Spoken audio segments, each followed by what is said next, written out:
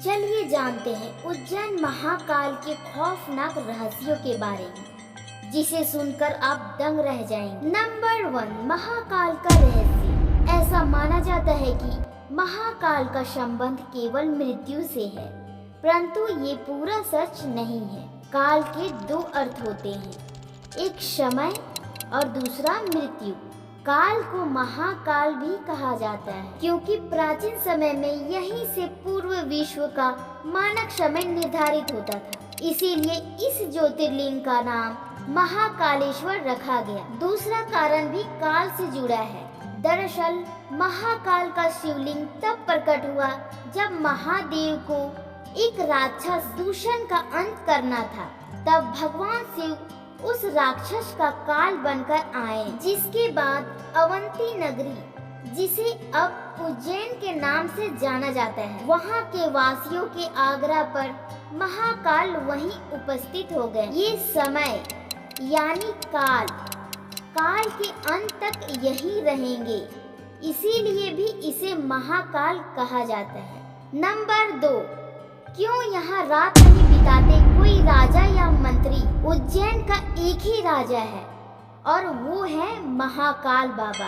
विक्रमादित्य के शासन के बाद यहाँ कोई भी राजा रात में नहीं रुक सकते। जिसने भी यह दुशासन किया वो संकट से घिरकर मारा गया। पौराणिक कथा और सिंहासन बतीसी की कथा के अनुसार राजा भोज के काल से ही यहाँ कोई राजा नहीं रुक सकता है। वर्तमान में भी कोई राजा या मुख्यमंत्री या प्रधानमंत्री यहाँ रात में नहीं रुक सकते। इससे जुड़ी कई उदाहरण भी मौजूद है, जिसके बारे में आपको जानकर आश्चर्य होगा।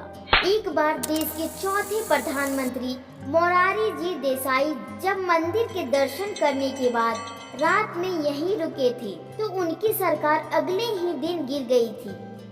ऐसे ही कर्नाटक के मुख्यमंत्री BS येदियुरप्पा जब उज्जैन में रुके थे, तो उन्हें कुछ ही दिनों के अंदर अपना इस्तीफा देना पड़ा था।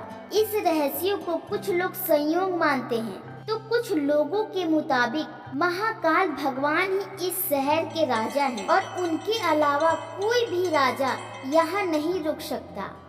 नंबर 3, महाकाल की भस्म आरती का रहस्य। जितना प्राचीन भगवान महाकाल का मंदिर है, उतना ही रहस्यमय यहाँ होने वाली भस्म आरती भी है। प्राचीन काल में राजा चंद्रसेन भगवान शिव जी के बहुत बड़े उपासक माने जाते हैं। जब राजा रिपुदमन ने जब उज्जैन पर आक्रमण किया और राक्षस दूषण के जरिए वहाँ की प्रजा को प्रताड़ित किया, तब प्रजा ने मदद के लिए भगवान शिव से गुहार लगाई। प्रजा की गुहार भगवान शिव ने सुनी और स्वयं दूषण राक्षस का वध किया।